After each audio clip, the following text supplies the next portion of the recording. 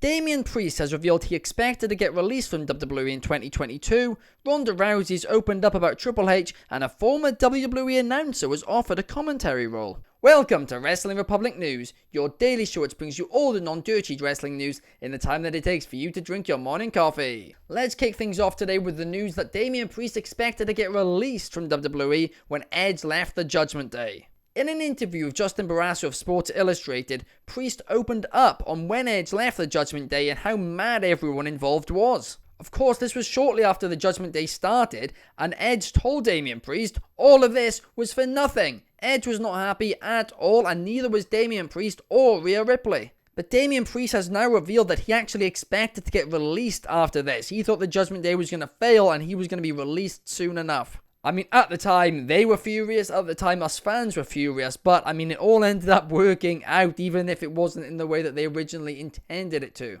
Of course, Damian Priest would go on to be World Heavyweight Champion before being kicked out of the Judgment Day, so it did certainly end up working out for him. John Cena has revealed that he hopes more movies about stories from the wrestling industry can be made. During a recent appearance on Jimmy Kimmel Live, Cena said that movies such as The Wrestler and most recently The Iron Claw give him hope that more movies about professional wrestling can be made. He described wrestling as a treasure chest of stories and can be amazing when done right. I mean, it is true that the wrestling industry has so many stories, no doubt about it. I mean, look at all the great documentaries about wrestling. So there's certainly demand for more wrestling movies if they are done right, like John Cena is saying here. If you haven't seen The Iron Claw or The Wrestler, I really recommend checking them both out because they're both great films, but they're also both very sad, so I will give you that warning. Ronda Rousey has revealed that she wishes she wrestled in the Triple H era instead of the Vince McMahon one. While speaking to Denise Salcedo of Instant Culture, Ronda Rousey opened up about her WWE debut, where of course she teamed with Kurt Angle to take on Triple H and Stephanie McMahon. She described it as an incredible introduction to professional wrestling before putting over Triple H and saying that she really wishes she was part of his era of WWE instead of the Vince McMahon one. She explained that it was always Triple H who was her biggest supporter in WWE, and she's heard so many great things about him since she's left WWE. Rousey has of course previously ruled out a WWE return, but considering how much she's putting over Triple H as of late, I'm gonna be honest, I think I could see it happening. Former WWE announcer Kayla Braxton has announced that she was offered to do commentary work for WWE and she turned it down. In an interview with the Ring Generals, Kayla Braxton revealed this and said that every time they offered it to her, it was multiple times, every time she went, hell no! She explained that as she wasn't always a wrestling fan and she kind of got into the sport once she was already in the world, she didn't really think that she could do it.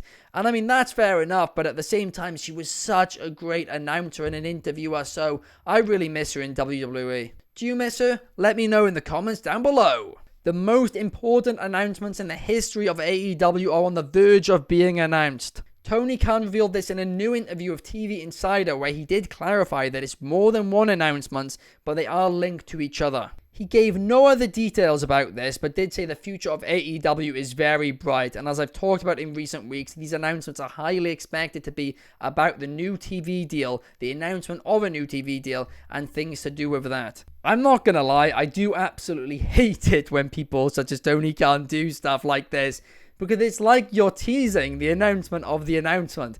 Just make the announcement. But in all seriousness, I'm really excited for this, and it's fantastic that AEW is doing great at the moment. I mean, WWE and AEW are on fire right now, and that is brilliant news for the professional wrestling industry.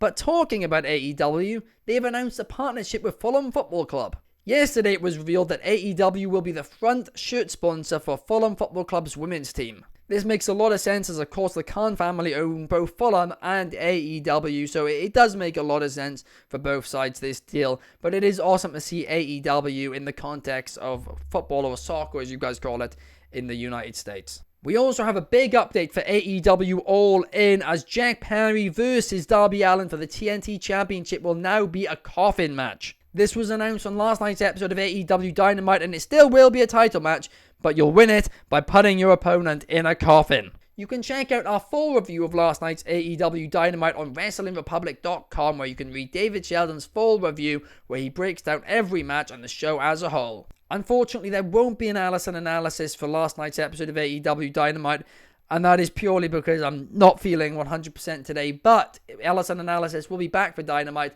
next week, and it will be back for SmackDown this Saturday morning. But that's all the news for today. I hope you guys enjoyed. If you did, please leave a thumbs up and comment down below, and I will be back for some more news tomorrow morning. See you guys then. Peace!